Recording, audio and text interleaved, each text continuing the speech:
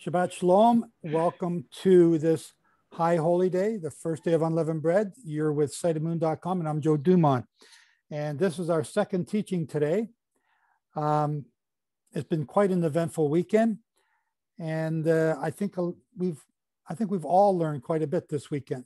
Some of it's been review, some of it's new, and that's the way it should be. We're to go over these things year by year and understand why we keep these holy days. So today is the first day of Unleavened Bread. It's also the Wave Sheaf day. And so I only got 2 lines on my notes here, and it's probably going to take me overtime to get this all done. I'm going to start with, because nobody's mentioned it yet, and I'm kind of surprised, but I'm just going to remind everyone about this. And we're gonna read Psalm 67. I'm gonna get Sombra to read it. Psalm 67, 1 through 7.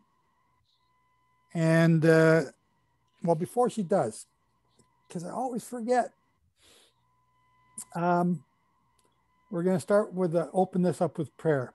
And because I can see Kevin there in front of me, I'm gonna ask Kevin to turn on his mic and if he would do the opening prayer.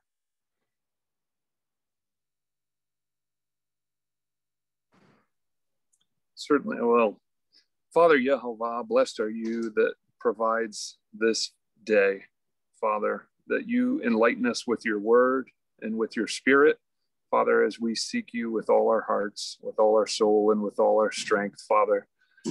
This Wave Sheaf day has great significance, and we seek out understanding to know your perfect ways and what you intend for us and how you plan to redeem us, Father, and lead us into the promised land, into eternal life with you, Father. So we ask that you open up our eyes so that we may see, that you open up our ears that we may hear, open up our minds that we may understand, and most importantly, open up our hearts that we may follow you. Father, we lift up everyone who is going to speak today, that you would guide them in truth, that you would grant us all wisdom and discernment, Father, that we would come to know you more and more, and your love and your grace. We thank you for the blessings that you shower upon us. We love you and praise you, and we pray in the mighty name of Yeshua Messiah. Amen. Amen. Amen. Thank you, Kevin. Today is the Wave Sheaf Day. And we have a tradition that I want to introduce you to. It's not a commandment, it's a tradition. And so you take it for what it's worth, and you decide whether or not you want to follow another tradition. But some traditions are good to follow. And so I'm going to ask Sombra to go and read Psalm 67, 1 to 7. And just, Randy, I'm not going to have anyone, I'm not going to be able to see the chat or the hands. I'm going off screen here for a while. So if somebody's got their hand up, just let me know and I'll stop. Okay. So Sombra, you want to read Psalm 67, please. And I wish that I could sing the Aaronic blessing, but I can't. I mean, I can, but I can't do it justice, so I won't. May God be gracious to us and bless us and make his face to shine upon us, that your way may be known on the earth and your saving power among all nations. Let the peoples praise you, O God, and let all the peoples praise you. Let the nations be glad and sing for joy, for you judge the peoples with equity and guide the nations upon the earth. Let the peoples praise you, O God. Let all the peoples praise you. The earth has yielded its increase. God, our God, shall bless us. God shall bless us. Let all the ends of the earth fear him. Thank you. Just don't go away. I'm going to get you to come back in a minute. There are, in Hebrew, this psalm has 49 words. And it is said every day from now until Shavuot. And they say this, and they say the different Psalms with it as well. I want you now to go to Leviticus 23:15.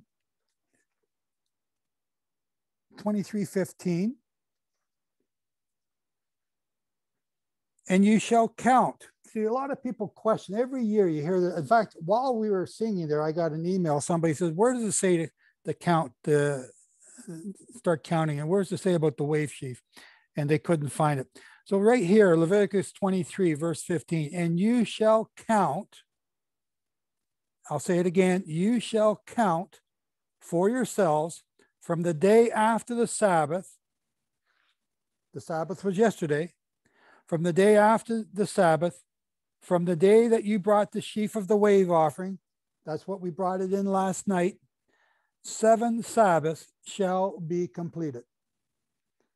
So we start today, but we don't count the one yesterday, we start today. We start counting on Wave Sheaf Day. Verse 16, count 50 days to the day after the 7th Sabbath, then you shall offer a new grain offering to the Lord. So Judah just ignores this verse 16. Count 50 days to the day after the 7th Sabbath. 7th weekly Sabbath, starting today. And that's why they go with 7-6. So to do this count, tradition has developed where they read Psalm 67. And along with Psalm 67, they read a different psalm each day. So the first psalm that is read today is Psalm 119. Let me just get there. 119, 1 to 8. Psalm 119, verses 1 through 8. And I'm not on the right page. Why do I keep going to the wrong stuff? Psalm 119, 1 to 8. So we've now read the Psalm 67 with the 49 words in Hebrew in it. And Sombra, if you would, read Psalm 119, verses 1 through 8. Blessed are those whose way is blameless, whose walk in the Torah of Yehovah.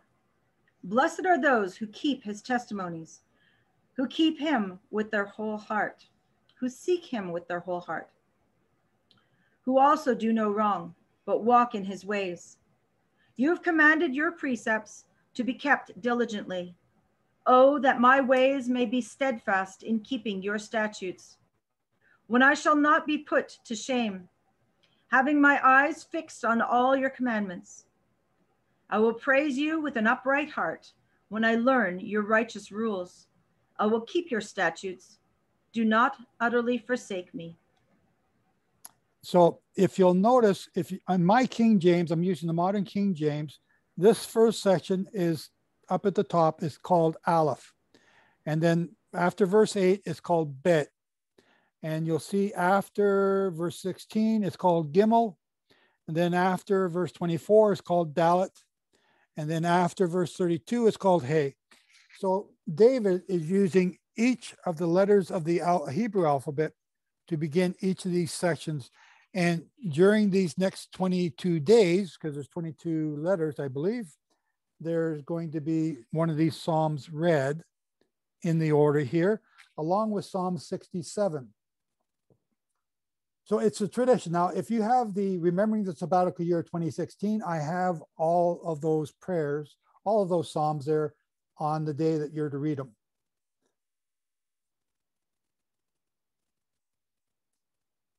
And the question, my favorite question, why do they do that? Why? It's a tradition. There's no commandment to do this, but why?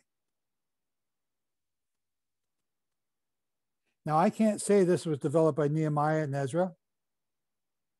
It may have been, but I don't know for sure. And I don't know that for sure. So I would be guessing at best when this developed. But I got in the back of the 2016 book, I've got that information there. It's and I've copied it from the Karaite corner, Nehemiah's wall. And I forget whether or not I did it in the Hebrew. No, I did not do it in Hebrew. It was too much trouble with the publisher. But they're there for you to do. And I like to try and do them every day. And there's some days I forget, but I try. But today is the start of a count that we just read in Leviticus 23. We've done the wave offering this morning. We did the first day of unleavened bread last night, the Passover meal. We're starting unleavened bread for 7 days. We're starting into the holy day season. Again, why do we do this? What's the point? I want to go back, and we're going to go back to Genesis 21 and 20, starting verse 22. Genesis 21:22, and we're going to read up to, oh, I didn't put the numbers down here. We're going to read up there for a little bit. Genesis 21:22. And do we have anyone to read today?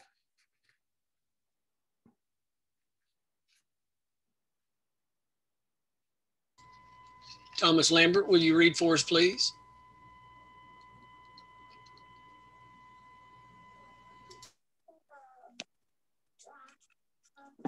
Okay, you hear me? Yes, sir. Go ahead. So chapter 21, verse 22. And we're going to keep on going till I say stop. I haven't found the last verse yet. Okay. And it came to pass at that time that Abimelech and Phicol, the chief captain of his army, spoke to Abraham, saying, Elohim is with you in all that you do. Now therefore swear to me here by Elohim that you will not deal falsely with me, nor with my son, nor with my son's son, but according to the chesed that I have done to you, you shall do to me and to the land in which you have sojourned. And Abraham said, I will swear. And Abraham reproved Abimelech because of a well of Mayim, which Abimelech's Abadim had violently taken away. And Abimelech said, I don't know who has done this thing. Neither did you tell me, neither did I hear of it until today. And Abraham took sheep and oxen and gave them to Abimelech. And both of them made a brick. And Abraham set 7 ewe lambs of the flock by themselves. And Abimelech said to Abraham, what do these 7 ewe lambs mean that you have set by themselves? And he said, for these 7 ewe lambs shall you take of my hand, that they may be a witness to me, that I have dug this well. So he called that place Beersheba, because there both of them swore. So they made a brit at Beersheba. Then Abimelech rose up, and Phicol, the chief captain of his army, and they returned into the land of the Philistine. And Abraham planted a grove in Beersheba and called there on the name of Yehovah El Olam. And Abraham sojourned in the Philistines' land many days. Okay, that's good. Thank you very much. And just a reminder and a little bit of a forewarning, I've asked Randy to encourage the people that don't speak too often to volunteer, not volunteer, draft them into reading to help us and just make you feel welcome and uncomfortable at the same time. So thank you, You're Tom. welcome. Thank you. we're starting here with this verse. It's the Wave Sheaf Day. What are we starting with this for? Why are we talking about this? So Abram makes this covenant with, who did he do it with? Abimelech. And they make it in Beersheba. And Beersheba means what? The well of swearing. Beer is well, swearing is Shiva. But Shiva is also 7. Now, here's a little homework assignment. We're going to look up the word swearing. Look it up in the Strong's. It's 7650. To swear, to adjure, to take an oath, to swear, to curse, to cause to take an oath, to adjure. So the 7 here, and we got feedback from one of the mics here. So if you haven't, if you're not talking, turn off your mic, please. It's both swearing and cursing, or 7ing and cursing, making an oath and cursing at the same time. The word 7 is 7651. So that was 7650. The very next word, it's the 7. 7651 is Sheba, SH, or the phonetic sounding is SH or Shin Bet Hey. Sheba, the 7. 7 times, by implication, a week. The number 7. An indefinite number. So when Abraham said, these 7 ewe lambs you will take and form from my hand, that this may be a witness for me that I dug this well. Therefore, that place was called Beersheba, because both of them swore an oath. They swore an oath, and if they break that oath, they're going to receive the curse. They made a covenant at Beersheba. So now, if we want to go to Exodus 19, there's another covenant being made there.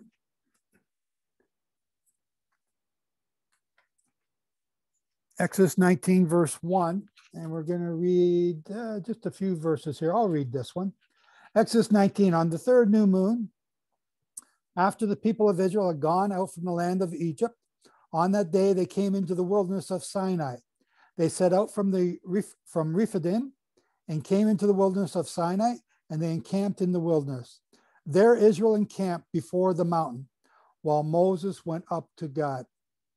The Lord called to him out of the mountain, saying, thus you shall say to the house of Jacob, and tell the people of Israel, you yourselves have seen what I did to the Egyptians, and how I bore you on eagle's wings and brought you to myself. Now, therefore, if you will indeed obey my voice and keep my covenant. So there's the Brit, there's the covenant again. You shall be my treasured possession among all peoples, for all the earth is mine, and you shall be to me a kingdom of priests and a holy nation. That is our job. That is our calling. That is the purpose that we have. These are the words that you shall speak to the people of Israel. So now we are about to enter into a marriage ketubah, a contract. And everyone is going to agree with it. So Moses came and called the elders of the people and set before them all these words that the Lord had commanded him. All the people answered together and said, all that the Lord has spoken, we will do. Okay, that's the first agreement. They do this a number of times. And Moses reported the words of the people to the Lord, and the Lord said to Moses, behold, I'm coming to you in a thick cloud, that the people may hear when I speak with you, and may also believe you forever. When Moses told the words of the people to the Lord said to Moses, go to the people and consecrate them today and tomorrow, and let them wash their garments and be ready for the 3rd day. For on the third day, the Lord will come down on Mount Sinai in the sight of all the people, and you shall set limits for the people all around you, saying, take care not to go up into the mountain or touch the edge of it. Whoever touches the mountain shall be put to death. No hand shall touch him, but he shall be stoned or shot, whether beast or man, he shall not live. When the trumpet sounds a long blast, they shall come up to the mountain. And I want to just point out here, right here and now, when the trumpet blasts, this is talking about the Shavuot. And we talked this morning about the resurrection or the wave sheaf offering, not the wave sheaf offering, the 2 loaves offering at Shavuot. The day of rapture that the Christians are looking for. And some think it's a Feast of Trumpets because of this trumpet sound at the last trump. But here's a trumpet at Shavuot. It's an announcement of our King coming to us. So Moses went down from the mountain to the people and consecrated the people, and they washed their garments, and he said to the people, be ready for the third day. Do not go near a woman. On the morning of the third day, there were thunders and lightnings and a thick cloud on the mountain and a very loud trumpet blast, so that all the people in the camp trembled. Then Moses brought the people out of the camp to meet God, and they took their stand at the foot of the mountain. Now Mount Sinai was wrapped in smoke because the Lord had descended on it in fire. The smoke of it went up like the smoke of a kiln, and the whole mountain, the whole mountain trembled greatly. And as the sound of the trumpet grew louder and louder, Moses spoke, and God answered him in thunder. The Lord came down on Mount Sinai to the top of the mountain, and the Lord called Moses to the top of the mountain, and Moses went up. And every time there's a great thunderstorm, I go outside and I pretend that Yehovah's talking to me. It's pretend. Yeah, you might be crazy. I might be crazy. It's one of my little things. But when I do it, I'm thinking of this. How awesome that would have been to be there and to witness this. And the Lord said to Moses, go down and warn the people, lest they break through to the Lord to look, and many of them perish. And let the priests who come near to the Lord consecrate themselves, lest the Lord break out against them. And Moses said to the Lord, the people cannot come up to the Mount Sinai, for you yourself warned us, saying, set limits around the mountain and consecrate it. And the Lord said to Moses, go down and come up, bringing Aaron with you. But do not let the priests and the people break through to come up to the Lord, lest he break out against them. So Moses went down to the people and told them. And one of our trips is supposed to be to go to Mount Sinai, and we had to cancel that March last year. But it's quite the hike to go up and down this mountain. And remember, Moses is 80 years old at this time. So in Exodus 20, we read about the covenant that Yehovah spoke with the people, the 10 commandments. This is the countdown that we start today. We're counting down to that time, to that marriage covenant. So we read in chapter 24, then he said to Moses, come up to the Lord, you and Aaron, Nadab and Abihu, and 70 of the elders of Israel, and worship from afar. Moses alone shall come near to the Lord, but the others shall not come near, and the people shall not come up with them.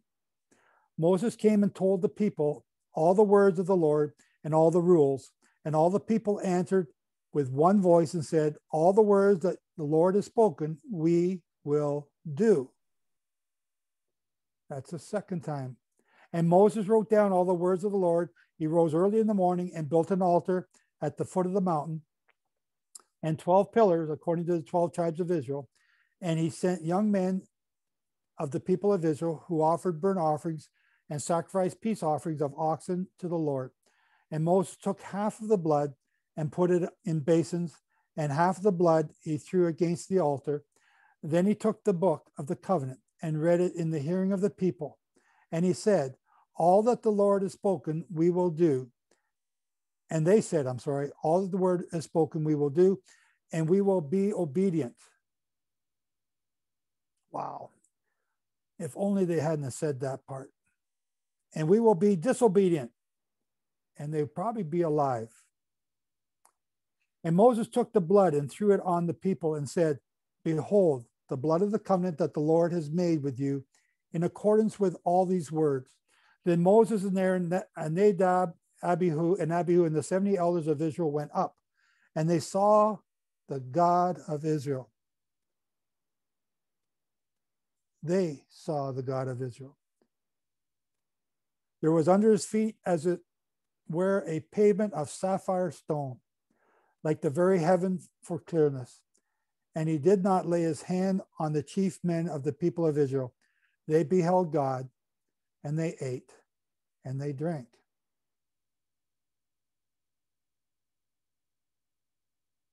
This is Shavuot.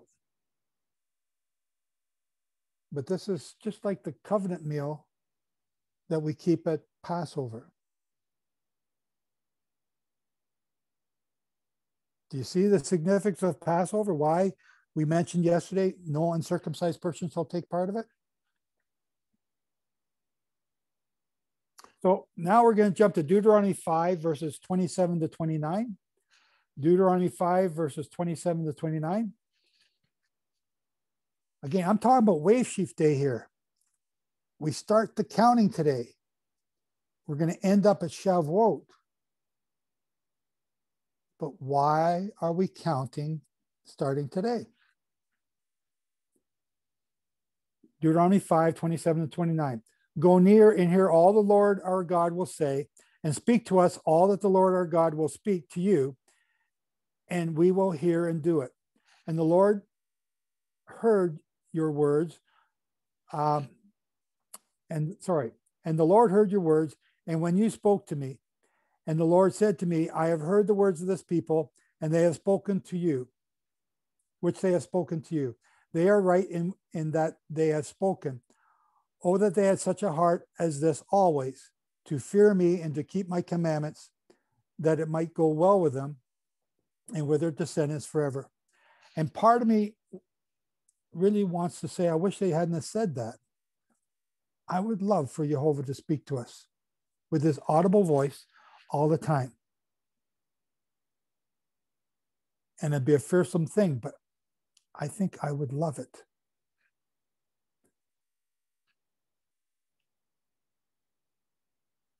In Deuteronomy 27, it's again the agreement between them. Verse 17, you have declared today that the Lord is your God, and that you will walk in his ways and keep his statutes and his commandments and his rules, and will obey his voice.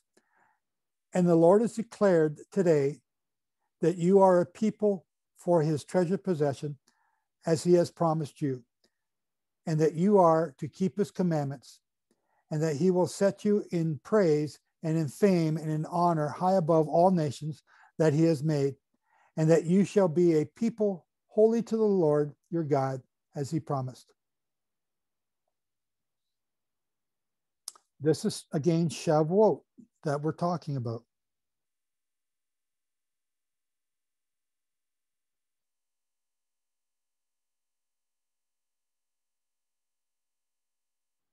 So I'm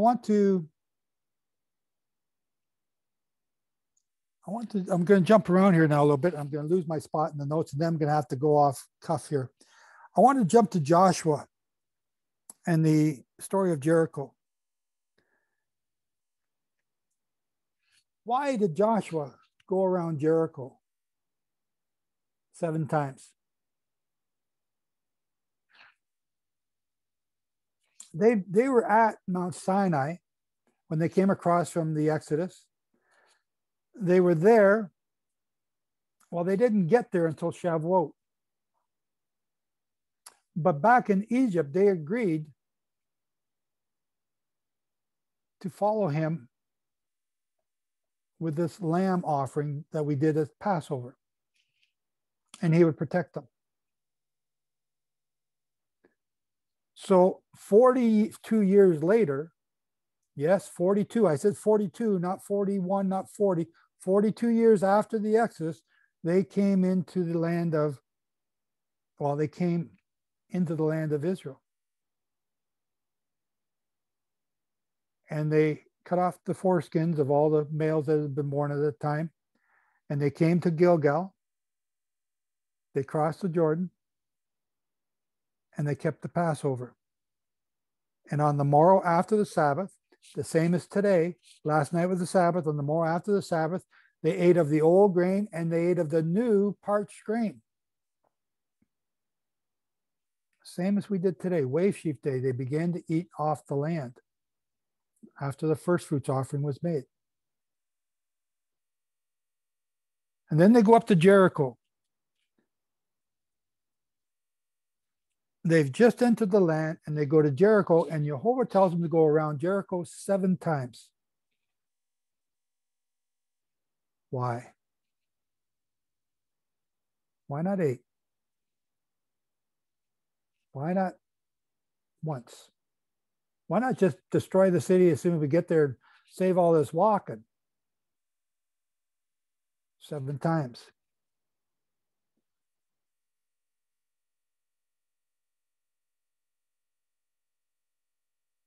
We've been keeping the Sabbath every 7th day. They were keeping the holy days. The first month on the 15th day and on the 21st day for 7 days, the Feast of Unleavened Bread. Then they counted 49 days from the Wave Sheaf Day to Shavuot. 7 Sabbaths. And then they counted to the 7th month. And on the first day of the 7th month, they kept a feast of shouting. And on the 10th day of the 7th month, they kept the Feast of Atonement. And on the 15th day, they kept Sukkot for 7 days. And then on the 8th day, which is the only one that's an 8th day, that's not quite true.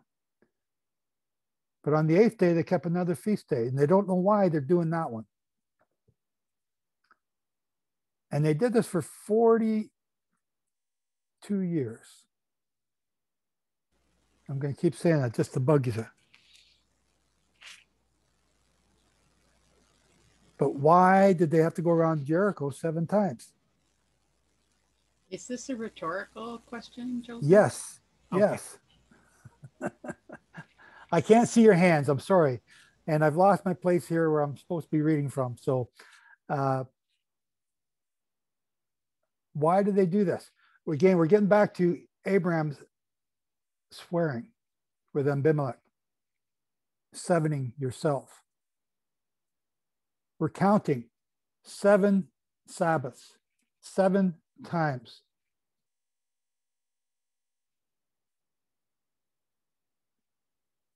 The word 7, remember we said 7 is also means curse. We can go to Leviticus 26. We can read the curses there. I think you all know them. Starting verse 14, going all the way to the end, around 40. They follow the Jubilee cycle mentioned Leviticus 25.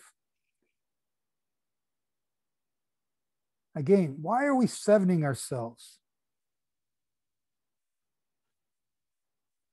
So the going around Jericho was symbolic of the woman who goes around her husband 7 times on her wedding day. 7 times. What is she doing? She's checking him over. Is his butt too big? Is his shoulders square? Are they set back? Is he slouching? Has he got everything I want? Is he, I won't say clean shaven. Is he nicely looking?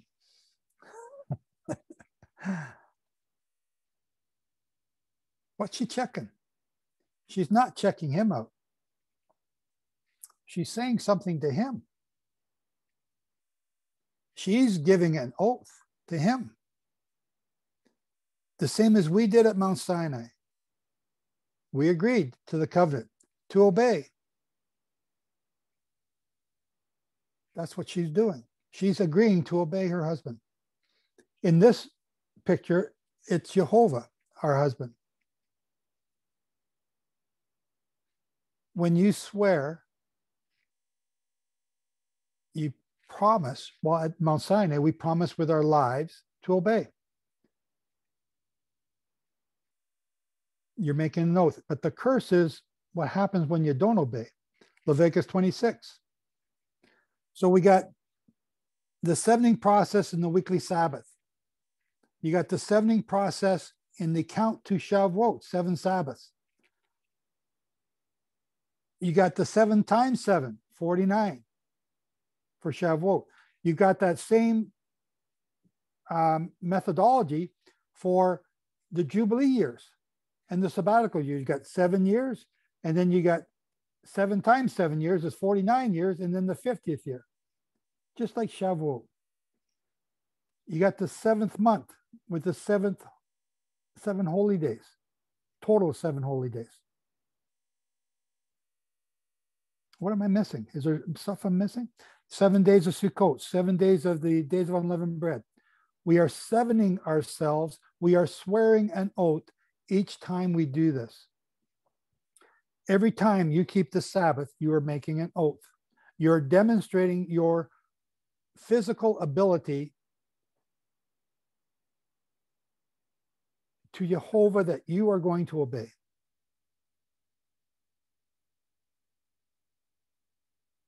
So when we count, as we're told in Leviticus 23, to count these days, count the Omer. You are sevening yourselves. You are oathing yourselves. You are making an agreement by your actions that you're going to obey. Now, are we doing it right by being what seems to be early?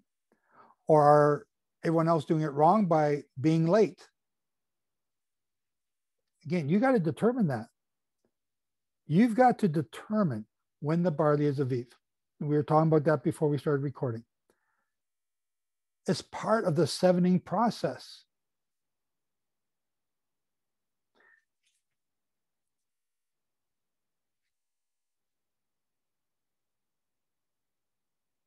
So we have Leviticus 26, and I've been harping about that for years and years and years.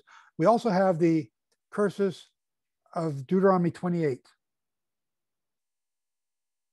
And I would encourage you to go and read them all. I'm not going to do that today.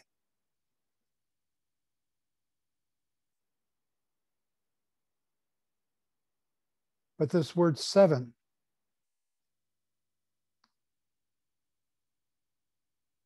each Shabbat, is very significant. You're making an oath. And when you start to break this oath, you start to break this oath, you start breaking the Sabbath, you start breaking the holy days, you start keeping them at different times, wrong times. You ignore the truth in favor of the majority. You start to find excuses for not obeying Yehovah. I'm not telling you to obey me. I'm saying Yehovah. When you start to do that, and you make excuses to justify not doing his will, then you open yourself up to all the curses of Leviticus 26 and all the curses of Deuteronomy 28. Remember that word that we looked up? That's your homework. Go and look that word up. To seven yourself is to commit to an oath or to commit to a curse. So we're counting now. Now, this counting of the Omer, it's an annual reminder of where we are in the Jubilee cycle. Anyone right now, quickly, where are we in the Jubilee cycle? What year are we in? Somber's got her hand up. 4th year? Somber, right? We're smack in the middle. She's not right. It's the 5th year of the sabbatical cycle. Well, what year in the Jubilee cycle, Pamela? We're smack dab in the middle. No, we're not. Well, okay, now we just started in the 26th. There you go. So we are in the 26th year of the sabbatical cycle. And I'm telling you, and I've been saying it, that the annual counting of the Omer is an annual reminder so that you don't lose track of where you are in the Jubilee cycle. So on the 26th day, it's a special little day. Just make that, there's no special prayers that I'm aware of, no special ceremonies. Just make it special to remind you that we are in the 26th year of this Jubilee cycle. And if it wasn't for the Jubilee cycles, because you're supposed to count the Omer, we're also told to number our days.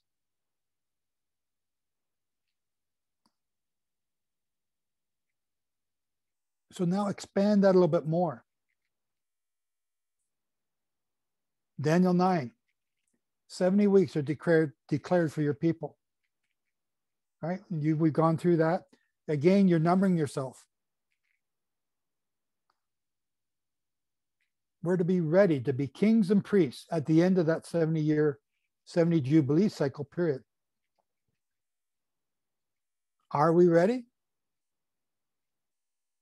Of course not. Look, you got this guy here teaching you. We're not ready. And look, where are the gazillions of people that are ready to be kings and priests? Everybody wants it. They want the rapture card, to get out of jail card, but they don't want to put in the time to learn. And that's the thing that the 7 or the 5 foolish virgins have. They have to go and spend time to get the oil because they're not ready. We've become a family here. And I like that. It's like sitting around the kitchen table, like Rebecca said there at the beginning.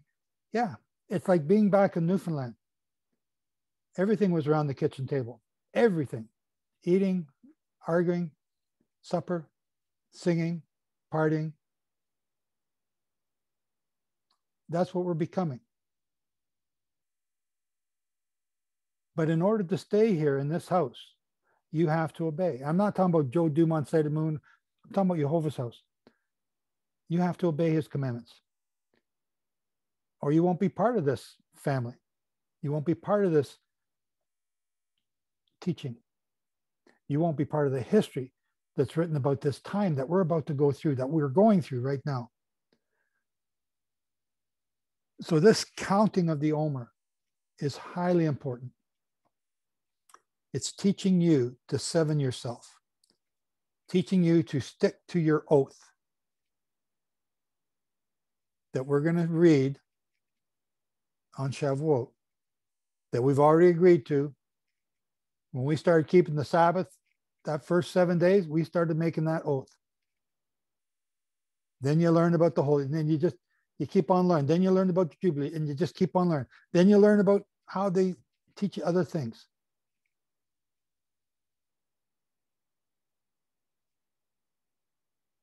You're sevening yourself. You're committing an oath. Be mindful of that. And I'm going to end there because I've really lost my place. And my notes are a lot longer than this. But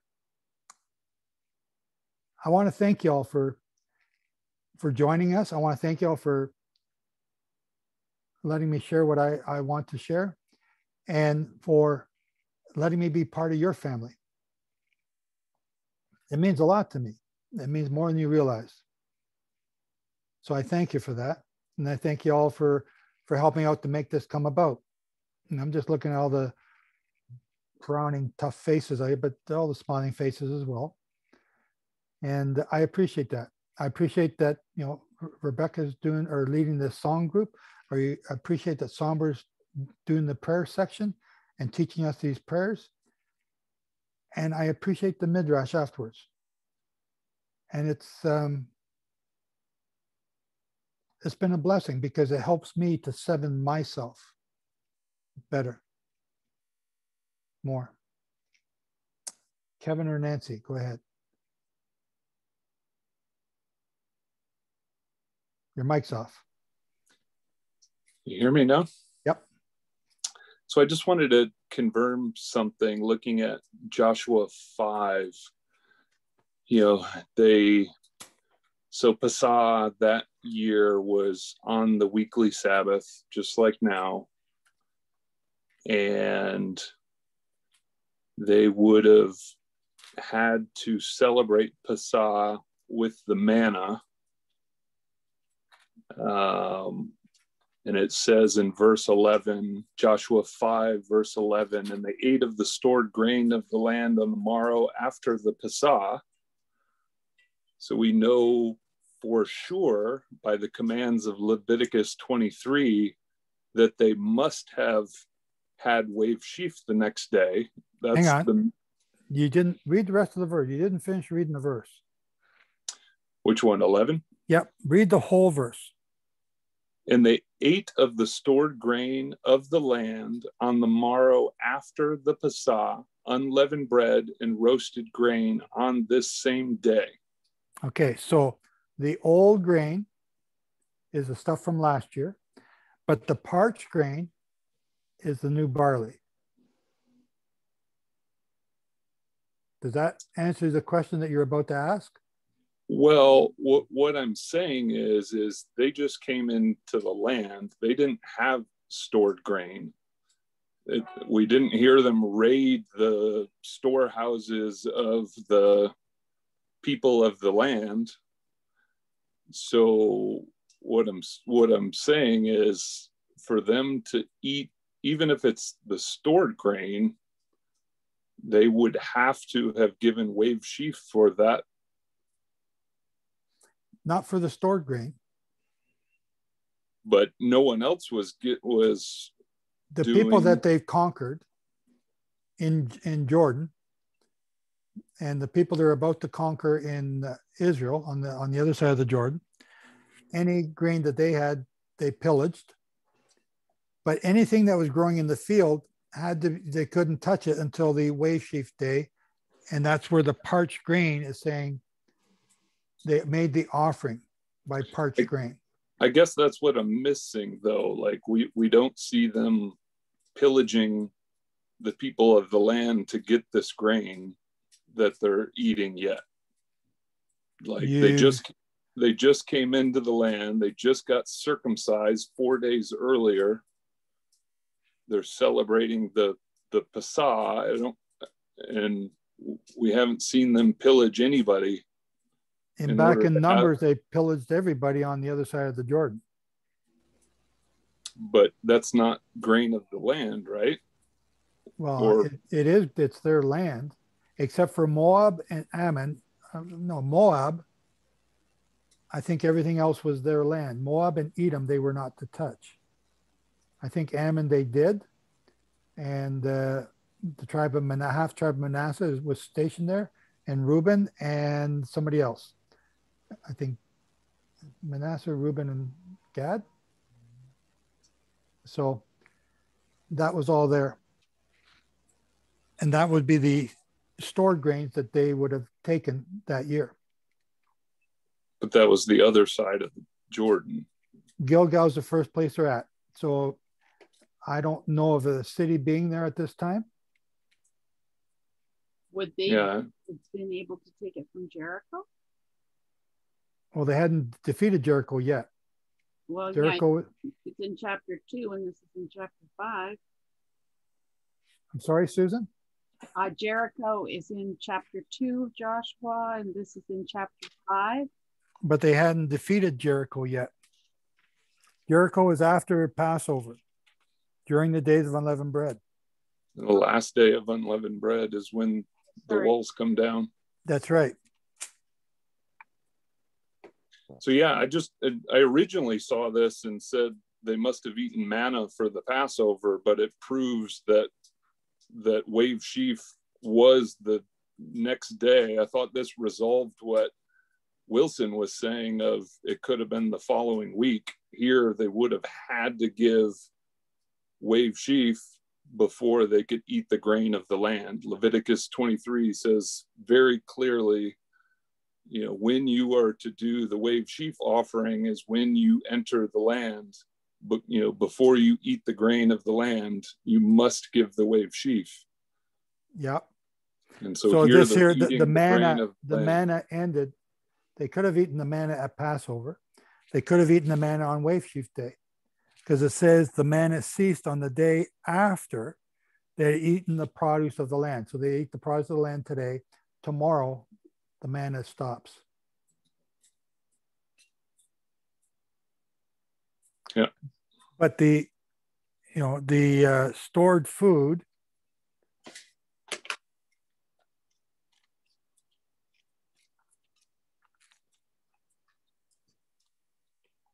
where am I getting stored food from?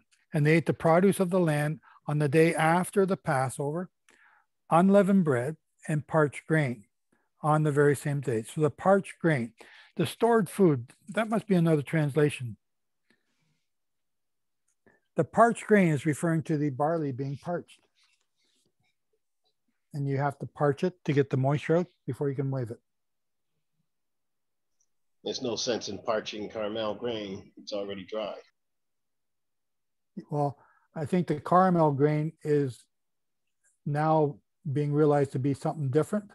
If I'm reading what Rebecca's saying, it's a caramel color of the grain itself. I'm not sure if I'm understanding that correctly, but I think that's what she's saying. I may not agree with the other groups on that, but she may have a point. I'm not sure. Hard. But hard grain you can ground up, but you can't eat it. You can't eat the green ears because it's too hard. I have stored grain 511 in mine too, where it says stored grain of the land on the morrow after the Pesach.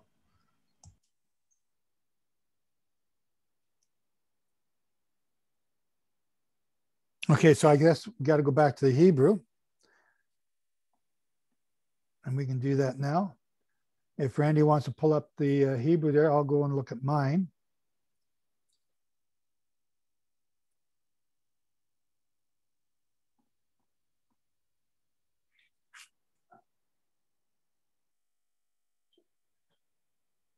And then I guess comparing that to Leviticus 23:14, and you do not eat bread or roasted grain or fresh grain until the same day that you have brought an offering to your Elohim, a law forever. That's correct. Old corn. So we got.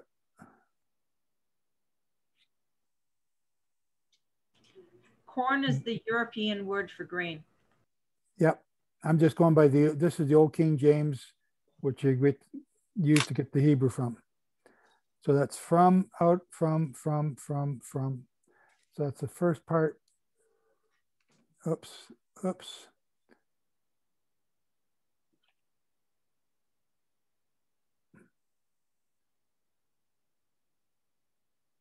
Abur, produce, yield. Okay. Produce, yield. Stored grain is the King James. That is kept over, used only of stored grain, old corn.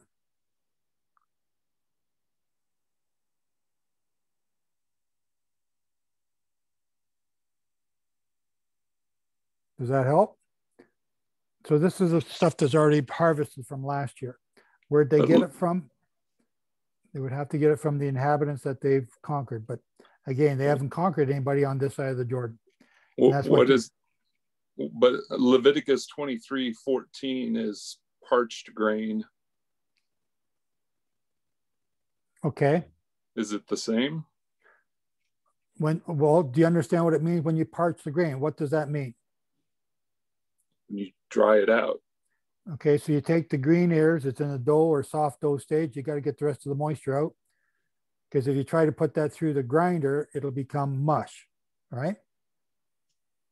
So parched grain, you get the rest of it out, the moisture out. It hardens up the kernel a little bit. Now you can put that into a grinder to make the dough or the flour. So 23:14, both references of eat bread or roasted grain or fresh grain is all in reference to this year's crop. In 23:14, yes. Gotcha. Yeah, because again, there'd be no sense in roasting it if it was old grain because there'd be no moisture in it. That's right. Yeah, I was just reading Leviticus 10. It's talking about when you are to do this. It's when you come into the land. So it's talking specifically about Joshua 5, as when they're to do this. When you come into the land which I give you and shall reap its harvest, then you shall bring a sheaf of the first fruits of your harvest to the priest, and he shall wave the sheaf. You said that on the seventh day of Passover was when Jericho fell. Is that correct, Joe? I believe that is in here. Now, didn't they not walk around Jericho every single day for 7 days at least once? Yes. So therefore you back up. The first day of unleavened bread would be the first day that they started the walk. So these people realize they're being conquered by Israel. They're all walled in Jericho, and the farms are wide open. They can't protect the farms. So, I can see them going after what's outside the fortress or, any huts and houses, whatever, that are storing the grain temporarily outside. And that's theirs. But they can't go into Jericho until Jericho's destroyed to get any old grain within Jericho, the walls of Jericho. So they've actually conquered the land the minute they get on the land and do the roundabout Jericho. If you think about it, I'm not saying, I know this for a fact, but I'm just thinking about the chronology of it all. And in those days, walled cities, that was the purpose, to be protected. The king would protect the people, and they all would go in the walled city, and too bad the enemy's outside, they're protected inside. And that's sort of how I read it, when you read it and think about it. So that's my 2 cents. Yep. I agree that if you look where they camped at Gilgal, there's another encampment, I think at Yaffo. Help me out, Randall. What's that other town that you found? Yaffa or Yaffo? It's closer to Jericho, and that sounds right. It's not a very far walk, and there's another giant footprint there as well. That's now being destroyed by the garbage dump that they've put there. So it's the land in between Gilgal and Yaffo. They could have plundered all the land they wanted. There's no cities there.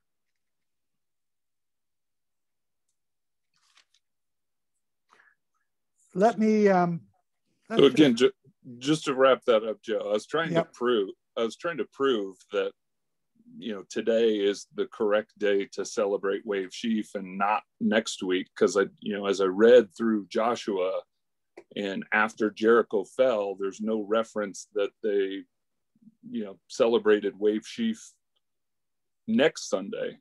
But here, if they ate of the grain of the land, after Passah, that tells me that we are correct in celebrating Wave Sheaf today. That was my point. Okay, you're not going to get much of an argument from me because I'm agreeing with you. But if you go to Joshua 6:15, and it came to pass on the seventh day that they rose early about the dawning of the day and marched around the city 7 times in the same manner. And on that day, on that day only, they marched around the city 7 times. And the 7th time it happened, when the priest blew the trumpets, that Joshua said to the people, "Shout, and the Lord has given the city." So there it is, the 7th day. The city falls, and there's no talk of a Wave Sheaf day or anything like that, as you say. I never thought of that as an argument. That's an interesting point to make. Yeah, I'm in agreement with you. It's going through this process that we've done this weekend. I'm hoping that you see this. Now, Elaine made a chart. If you took away this year, every other year, not every year, except for ones like this, the seventh day is within the days of unleavened bread. And the morrow after the seventh day is always within the days of unleavened bread. But when it ends up being a year like this year, where the first day is on Sunday, then the confusion starts in as we overthink it. Wave Sheaf Day must be within the 7 days of unleavened bread. And Passover is the first day of unleavened bread on the 15th. So there's only 7 days of unleavened bread, and you start from Passover. You put Passover anywhere, you start counting 7 days. Wave Sheaf Day has got to be in that days of unleavened bread. So next Sabbath will be the 7th day of unleavened bread. And if you were to use next Sunday as Wave Sheaf Day, it would not be within that 7 days of unleavened bread. And I appreciate Wilson's bringing this up and contending over it, because that's how we learn. It's not that he's disagreeing, it's just that he's wrestling with it. So, for those that are new, that's what we do here. We discuss things. And then after we have the discussion, we take you out and shoot you in the back. But no, we don't do that. We discuss things. We argue passionately sometimes, but we will listen and everyone gets their views in. Before we start going off here and disappearing, let's have a closing prayer. And Dean, I'm seeing you there. Can we ask you to do the closing prayer? Joe, just quickly to interrupt, I'd like to blow the shofar after. Yes. From what Rebecca said, I think it's an important thing to do. Okay. Okay. Excuse me. Thank you, Father. Thank you so much for this day. And thank you for opening our minds up to what is real and your feast and giving us, raising up men like Joe Dumond to explain to the people, the dummies out there like me, that how this works. And it's just so beautiful. I am so grateful that I'm here this time in the point of my life, as we all are, Father. You called us when you called us, and I can't say how grateful I am. Thank you. Bless us on these 7 days of unleavened bread, and protect us and watch over all of us. Thank you. In Yehovah HaMashiach's glorious name. Amen. Amen. It's all yours, Kurt. Turn your mic on.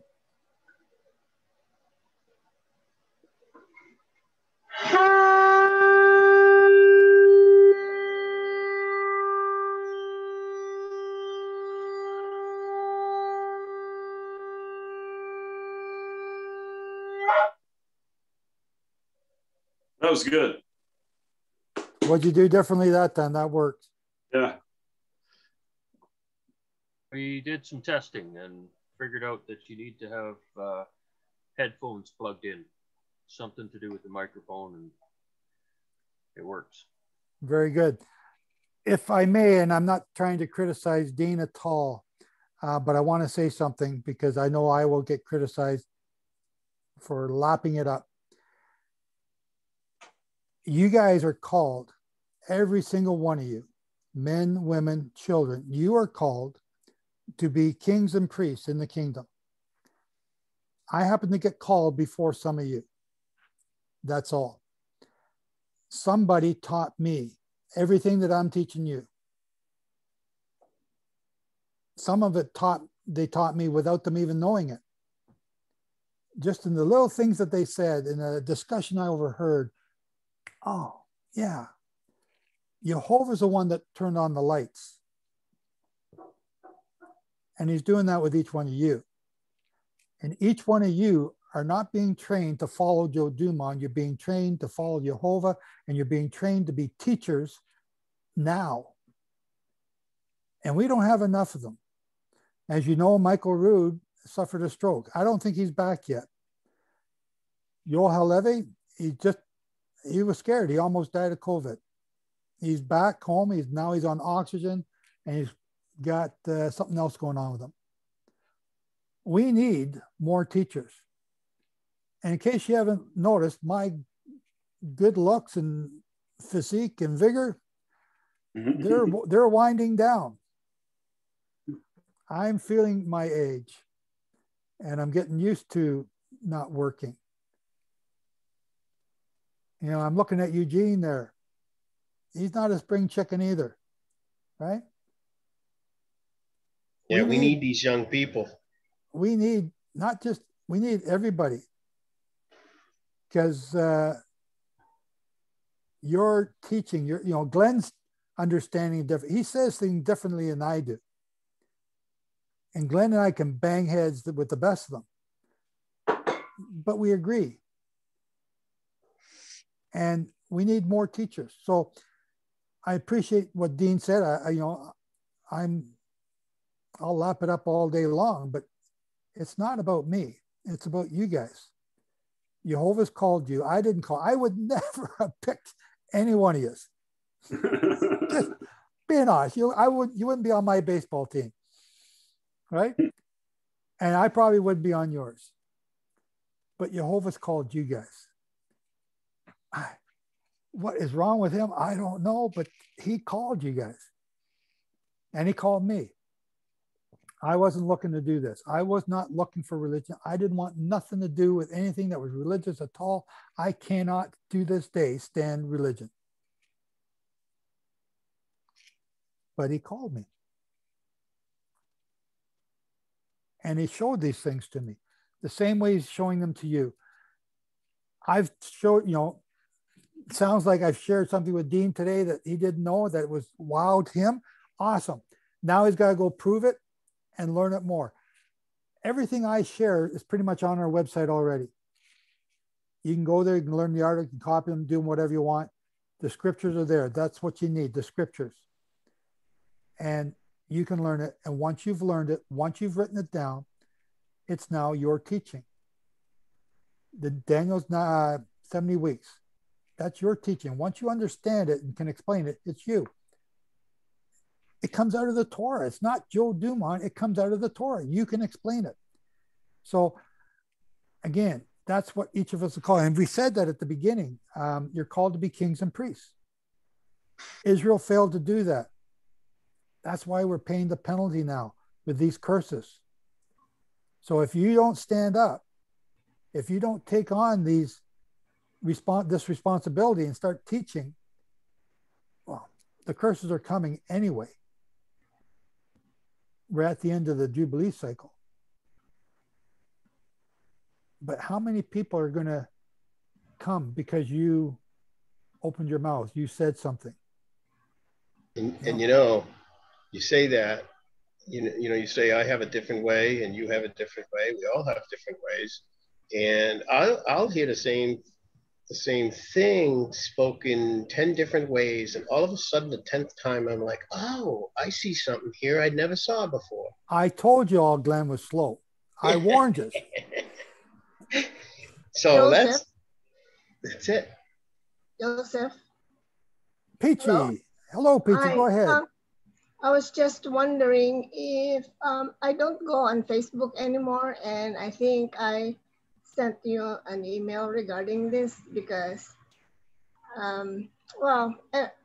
everybody knows Facebook is owned by. Peachy, we don't care who Facebook is owned by. Some people use it, some don't. It really doesn't matter. What I'm saying is, what I'm requesting is, would you be able to put the schedule on Signal or Telegram? Telegram or Signal. If you are on Telegram or Signal, I'm not. I don't even know what they are. But you can share this on whatever medium you are on.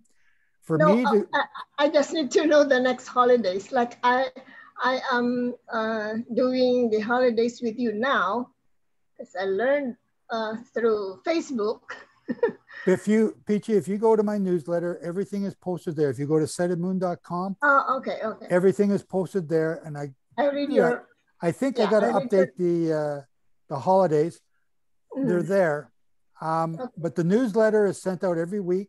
I think you're on it, and you can share that on your social media. For me to go on all the different social media is virtually impossible. Like, I just can't keep up with the few that I'm on. All right. So, but we need more help, right? I need more help. Now we need the later feast. We know Shavuot is April 17th now, but we have not extrapolated trumpets in the fall feast, obviously, because we haven't cited the moon or can cite the moon. But we can get a rough idea, and I don't think that's on your newsletter yet, Joseph. No, I don't think it's on the website. I've just, as y'all know, I've had quite the last few months, so we are still playing catch up on a lot of different things. So I will get that on there, maybe even tonight, now that you're bugging me about it. Anyway, I wanted to welcome Peachy here. I'm glad she's here. And I was here yesterday too. Oh, good. I mean, this morning.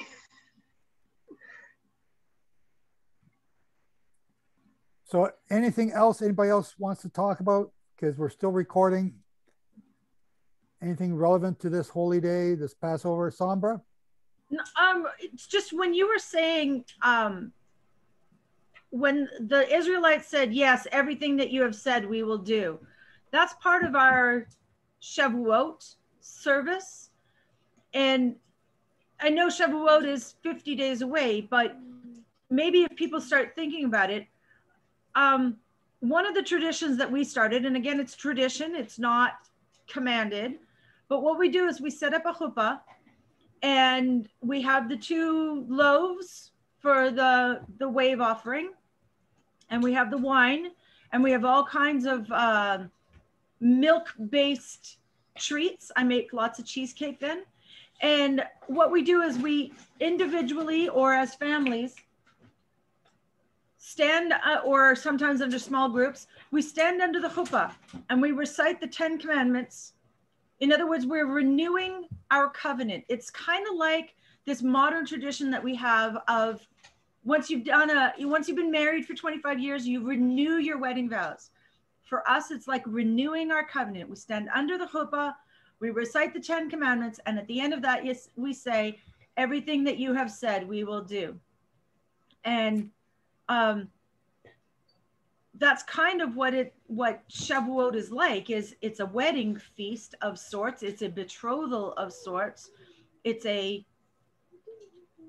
rehearsal for the wedding day.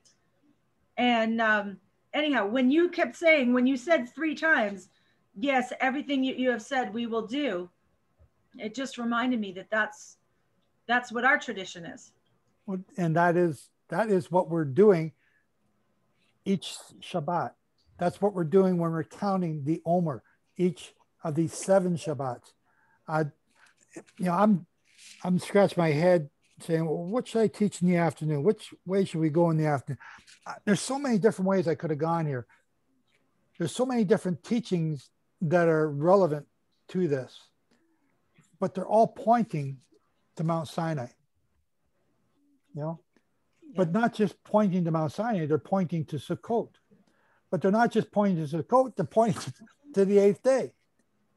And how do we, which one do I take? How much can I feed you all at once? I ate a super big meal there last night at Passover. It was so big. And guess what? I lost weight this morning. I'm going to eat like a horse from now on. Sorry, Glenn. I just had to get that in there. No. So something I've thought about, Sombra, is, everybody says, well, all I got to do is believe and I'm in.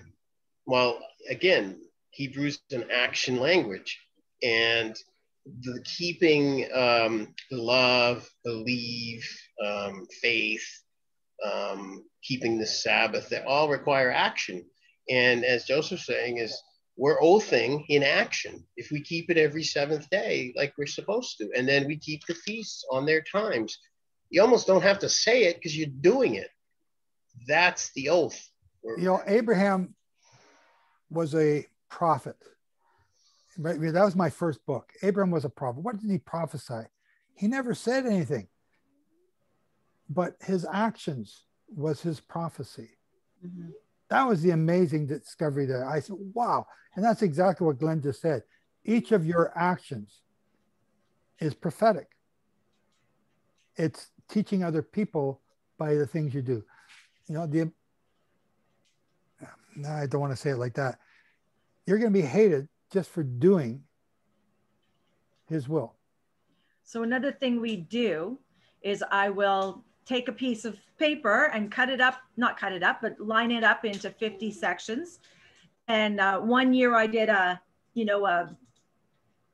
circle, a cycle of things, and you get 50 different sections. And what I do is I take a grain of barley and I glue it on for day 1, and then 2 for day 2, and then 3 for day 3. And by the time you've got to 50 days, that's an awful lot of barley stick to that little square. But you've got to find some creative way to keep you and your family counting those days. You have to, I mean, doing the tradition of saying the verses is good, but we also need to be a visual people. We need to keep it written down and see where exactly it is. And again, everything's just tradition, but we are a people doing God's word. And the actions make you remember. Exactly. Keep you remembering. The counting keeps you remembering where you are in your place, in time, and in the oath. So absolutely. And in the Jubilee. Yeah. Good afternoon, everyone. That's why Pauline's calendar comes in very handy. Say that again, Michelle. I think you got cut off. That is why Pauline's calendar comes in very handy, because it forces you to count. Yeah. You know, and I got to give Pauline full kudos on that. She was asking me about doing, and all I kept coming up with the weekly calendar, and I couldn't figure out how to do it. And she came up with that chart. And I wasn't really too impressed at first because it was kind of plain Jane. But the more you look at it, the more you see how simple it is, the more you see how easy it is to count. And you're not buying different calendars from different years and then changing the dates. You just start counting. And it's brilliant. And I'm so glad that she came up with that. And it's helped a lot of people. So yeah, Michelle, that is a great suggestion. And you can get that at sightofmoon.com. Just go to the library section, go down to the perpetual calendar, I believe it's called, because you can just keep reusing these sheets over and over again. Good afternoon to everyone. Hello, Jimmy. Welcome. Thank you. There's another ministry that has a form designated the 50 days of Omer, and they're starting 3/28/21. So they're starting 3/28/21. What are you talking about? That's the first day of the accounting of the Omer. Oh, so they're starting March 28th. Right. Okay. So yeah. go ahead. No, I was just going to say there's other people that are starting a month later. We understand that. Yeah. So I just thought it was interesting. I found it and I said I just bring it to your attention. Yeah. Yeah. Oh, yeah. We know there are other groups who do not agree with us. But I know you know that. But we understand. Where a chat out there. Yeah. Where are you from, Jimmy? I'm here in the Virgin Islands, St. Thomas, U.S. Virgin Islands. Well, we all hate you. Okay. We're up here where it's freezing, stinking cold. Well, I'm sorry. Yeah, no, I'm glad you're here. Welcome. Thank you for joining us. Thank you. You're welcome. Pamela, you got your hand up. Go ahead.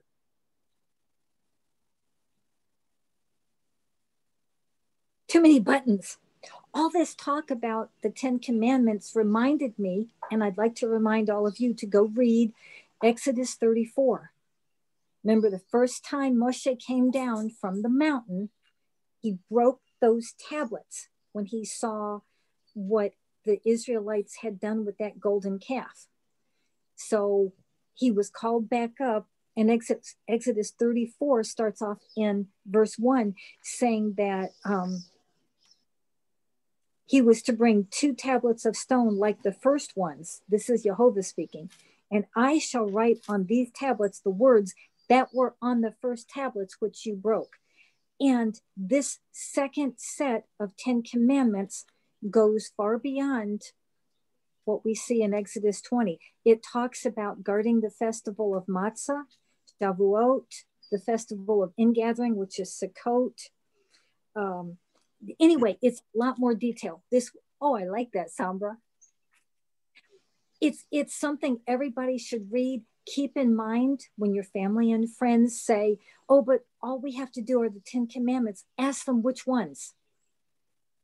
They're gonna do deer in the headlight eyeballs. What do you mean, which one? Well, the first set were broken. Go to Exodus 34 and see what the finger of Yah wrote on the second set.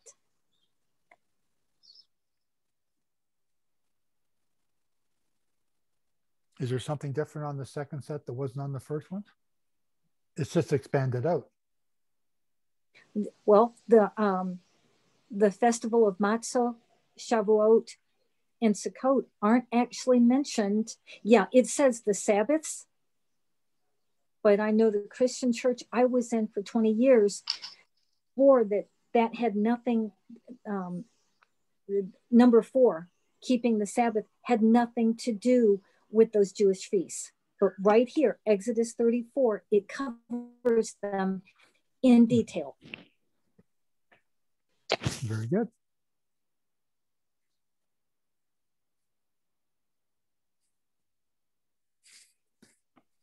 So we've done the shofar, we've done the closing prayer, and anyone else got anything else to say? Otherwise, I can stop the recording, but we can carry on with the midrash. Just I'm trying to save people watching on YouTube from downloading a big long teaching if it's not really teaching. But I don't want to be cutting off any good discussions either. So don't come up with a good discussion after we turn it off.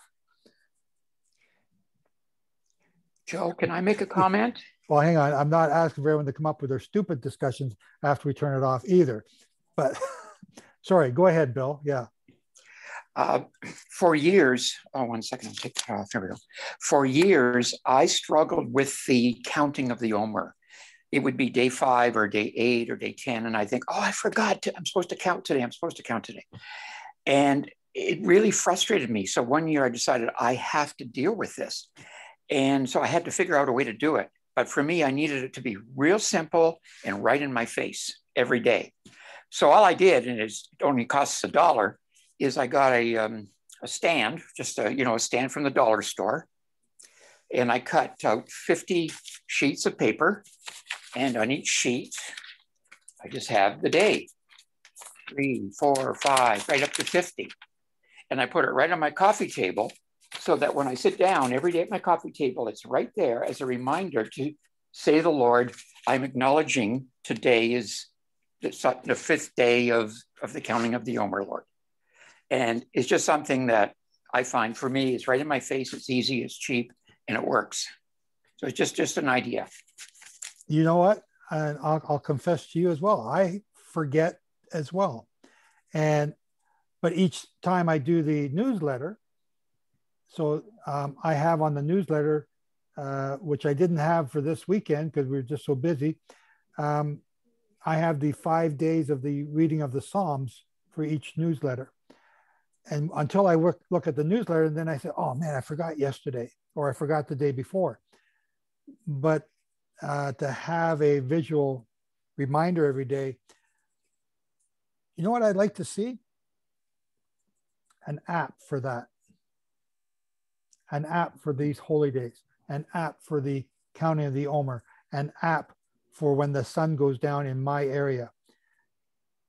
Anybody want to make some money, knows how to do an app? Excuse me. There's a moneymaker there. You might not have a big audience, but you'd have one buyer. Two. Call it the cited Two. holy day calendar counter or something. Well, we could do that. I like that, but a lot of people wouldn't. They wouldn't buy it.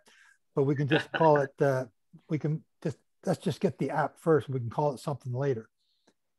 You put on your own title. You were doing a countdown on the newsletter. Wouldn't there be something on there? Yeah, but the newsletter comes out every, I send it out Thursday night, Friday morning. And but on Wednesday, you wouldn't have a reminder. Not everyone goes to the website every day. No, but if you needed I can already hear James rolling over. I know, he may not have his mic on. He's rolling over. Oh no, Joe's going to get me to do something else. I can just hear him. That one's beyond my degree. Something that we don't know how to do just yet, but he's going to be looking at it. But if somebody could make an app for that, I think that would be awesome. And an app for counting the, an app that would tie into the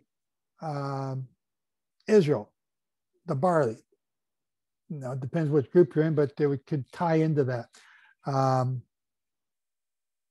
Again, I'm the old dog here, the learning apps. I didn't know what purpose an app was when they first come out. Now I can see where they can serve quite a good bunch of us, a lot of different things.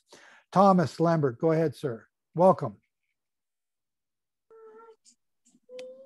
Okay, to comment on the second time Moses came down, wasn't that also, if I remember, when the Levitical priesthood was kind of set up, because his intention was to make everyone a priest to the covenant, and then also that what was added to those second set of tablets was the witness against them that was on the outside of the ark, which was, from my understanding, temporarily until the next Melchizedek came, which would be Yeshua. The remedy till Yeshua. Can I answer that, Thomas? That's a good point. Okay. It, even in my scriptures, and in the King James and the NIV and all the translations I checked, it says, take this book of the Torah and you shall place it beside the Ark of the Covenant of Yehovah your Elohim, and it shall be there as a witness against you. Whether I'm sure it wasn't intentional. Okay, wrong word. That word reflection is baka, B-A-K-A. It's 871A. Against is only one of the meanings. It also means by, in, when, among, at, because, before, near, and witness is 5749. To repeat again and again, or a picture of a door. So substitute that. For whatever reason, the translators chose a witness against us. It makes it sound like the Torah is something bad. It's against us. But the witness, picture a door. Okay, the ark was going to be sealed with a jar of manna, Aaron's budded rod, and the book of Torah in there. And they weren't going to be able to open it. Remember, it had to be carried on poles by certain members of the priestly class. Regular people couldn't touch this. So once that book of Torah went in there, it was inaccessible. What if there was a mirror on the side of that ark? And when you look at it, you see yourself. And the word baka, meaning among, at, before, near. So let me read you what I substituted. This is just me after going back to the Paleo. Take this book of the Torah and you shall place it beside the Ark of the Covenant of Yehovah your Elohim, and it shall be there as a reflection toward you, or a reflection among you. So you're looking at this Ark of the Covenant. Remember, it was covered with gold. beaten thin. When it gets thin and you've got a dark surface behind it, it's like a mirror. So reminding them of the calf and the transgression against them. You look to this mirror, you see yourself, you remember the book of the Torah, which is in there. It's a reflection among us. Makes sense. So I'm not saying that's totally right, but y'all think about it. So the Levites were, or the golden calf is in chapter 32, and the Levites were consecrated at that time, I think. I'm quickly reading it. And the plague come, and then we got the verse 34 here, where Moses goes up the second time. And I think I've forgotten what you were asking, Thomas. Okay, I was you was talking about the second time he came down. Pamela was about the second set. The reason I brought it up was we started out doing the Shabbat from sunset to sunset, and I won't name any names, but we found another congregation that was basically explaining the Melchizedek administration and how when Moses came down the second time, he added the book of the law, which this group was saying the only thing we really should keep then is the only covenant that he made with Abraham plus the 10 Commandments. When we started to notice things in our lives, when we changed the Sabbath to sunset or twilight in the morning to twilight in the morning, a lot of things in our lives started going wrong. And so, when we changed back, we got a lot of people just bickering back and forth and, name calling. And so when we came back, I just said, this feels right. And so I bring that up because this congregation that speaks about the morning and how the book of the law is something separate that has to do with all the commandments like tzitzits and all the other things that's mentioned after the second time should be ignored, and you only need to do the 10 Commandments. And so I just wanted to put that out there because, I just now came back, and for 7 years I had backslid. And so I'm just trying to relearn a lot of things. And, when you get convicted, to me, it's like a rush of wanting to be obedient. And so I bring that up because that was something that we was wrestling with. Well, it's good. And you're more than welcome to wrestle with different things here and different people. James shot his hand up here, and let him see if he's got something to say. Go ahead, James. This is a comment or just a remark for Thomas. Ignorance goes a long way in the world, and in a lot of congregations, it's an excuse not to be accountable. But what that congregation did not realize by saying that you only need to keep the 10 Commandments is that they don't realize that if you do a complete study on all of the mitzvot in Torah, what you will find is that the 613, almost like a pyramid, fall underneath each one of the 10 Commandments into categories. So for them to turn around and say that you only need to keep the 10, they're correct. But what they're not telling you is that you need to keep all of them, and that if you study them all, you'll find that they help you to understand the 10 in much greater detail. And that's what they're ignoring. Okay, thanks, James. And when I first came in, all I wanted to do was the Sabbath because that's what I'd learned. I couldn't prove the Sabbath wrong, so I conceded that one. I'll give you that one. And then somebody opened up their mouth on my second Sabbath and started talking about the holy days. And I really was upset with that person because now I was already starting to think I couldn't prove these holy day things wrong either, but that just meant more time off work and I didn't want to do it. But when I first came in, I was trying to be this word minimalist. not a minimalist in the things I have, but a minimalist in keeping Torah. And now I want to be a maximist, but I know there's things that we can't do, but I want to push more to that side. I want to see how much more can I learn? How much more can I do? And not trying to be just the bare minimum. So anyway, we got new people coming here, and they're all welcome.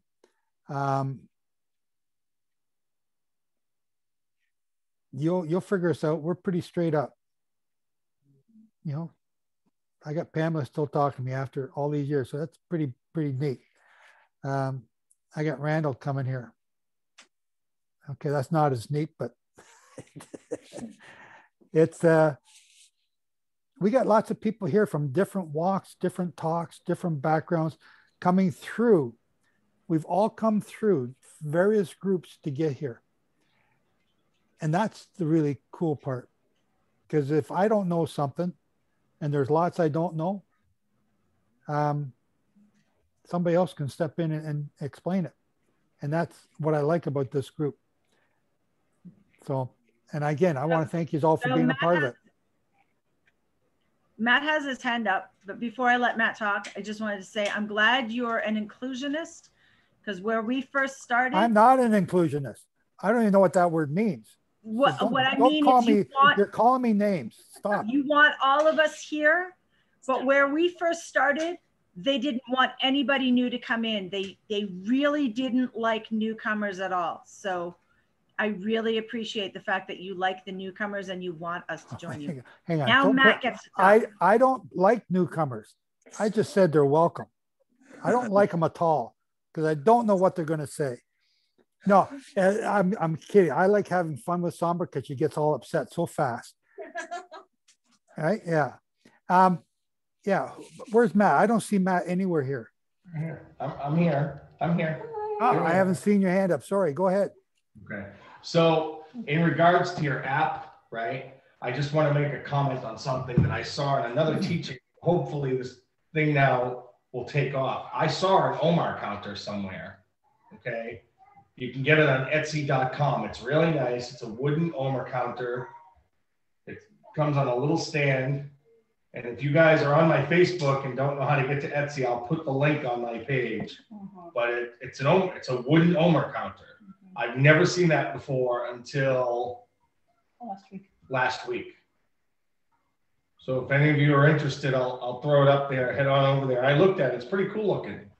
I'm not going to say where I got it from because I don't want to discredit Joe's page, but there was another teaching I saw it in from somewhere else, and they had it. And my wife and I were like, "Oh, that's cool. Look at that." We thought that was the greatest thing next to sliced bread. So. You can, Matt, you can throw that in the link in the chat if you want. People can then copy it from there. All right. All right. You know, slowly but surely, the word is getting out. And especially during this tumultuous time, people are seeking, I don't want to say our way of life, but they're looking for another way that they seem to think will be better. And as we live as by example, and we're starting to see, like Mark was saying, the Omer counter, new things are coming, and it's only going to get more and more as we get closer to the day. So I love it. I love to hear about it. I love new people. I love the questions. I love it when somebody goes, "Oh, why do you do that?" And then it just opens up so many doors. So I like it. So let's turn off the recording now. But before we do, I want everyone that's listening to this, you're more than welcome to listen to. We have these as either Shabbat teachings 2021 or 2020. And we have these Holy Day teachings under a different group or listing.